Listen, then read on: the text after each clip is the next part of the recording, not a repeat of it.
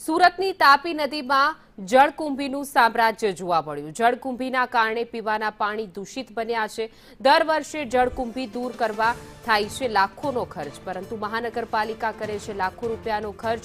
લાખોનો ખર્ચ છતાં પરિસ્થિતિ એમની એમ જ જોવા મળે છે। અગાઉ પણ જળકુંભીને મનપા પર ઉઠ્યા હતા સવાલ। મનપાની કામગીરી માત્ર કાગળ પર જ રહી હોય એવા દ્રશ્યો પ્રતીત થઈ રહ્યા છે। જળકુંભીને કારણે પૂરની સમસ્યા થવાની પણ શક્યતા છે।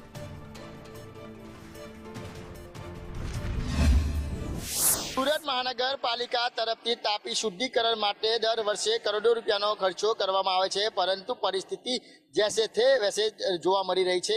सूरतना अत्यारे वालक पाटिया पर आपणे ऊभा छे, ज्यां आगाड़ी जळकुंभीनुं साम्राज्य छे ते छवाई गयुं जोई शकाय छे के अत्यारे आखी तापी नदी जाणे के कोई गार्डन बनी गयो ए प्रकारना दृश्य छे जे सामे आव्या। नीचे पाणी छे परंतु उपर जळकुंभी देखाई रही है। आ जळकुंभीना कारणे सूरतमां जे शहेरीजनो छे तेने शुद्ध पीवानुं पाणी नथी मळतुं अने जेने लईने ज लोकोनी फरियादो पण जे कहेवाय के गंदा पाणीनी उठी छे। अत्यारे जोई शकाय छे के मोटी मात्रामां आ जळकुंभी छे ते तळाईने आवी गई छे।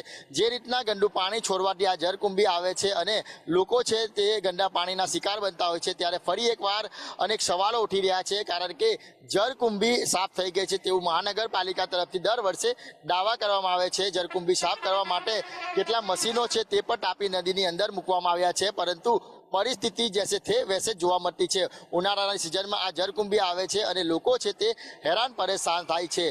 जे रीतना जळकुंभीनी वात करीए तो अगाऊ पण अनेकवार भ्रष्टाचाરના आरोपो छे ते आक्षेपो छे ते मूकवामां આવ્યા હતા। ફરીથી એકવાર જળકુંભી આવતા અનેક સવાલો ઉઠી રહ્યા છે। આ વાલક પાટિયા છે જાંગારી ફરીથી જળકુંભીનું સામ્રાજ્ય જોવા મળી રહ્યું છે। આકાશી દ્રશ્યમાં પણ દેખાઈ રહ્યું છે કે કઈ રીતના તાપી નદીમાં આખી તાપી નદી જાણે કે કોઈ બેટ પર ફેરવાઈ ગઈ એ પ્રમાણેના દ્રશ્યો પણ અત્યારે જોવા મળી રહ્યા છે। એટલે સુરત શહેરની તાપી નદીમાં ફરીથી જળકુંભી આવતા અનેક સવાલો ઉઠી રહ્યા છે। ત્યારે ચોમાસાના હવે ગણતરીના દિવસો બાકી છે। આ જળકુંભી સાફ કરવાના દાવા કરવામાં આવે છે, રૂપિયા ખર્ચા કરવાના દાવા કરવામાં આવે છે, પરંતુ પાણી આવતાની સાથે આ જળકુંભી પણ સાફ થઈ જાય છે। કેમેરા પર્સન ભૂષણ ચૌધરી સાથે મનીષ પરમાર, સંદેશ।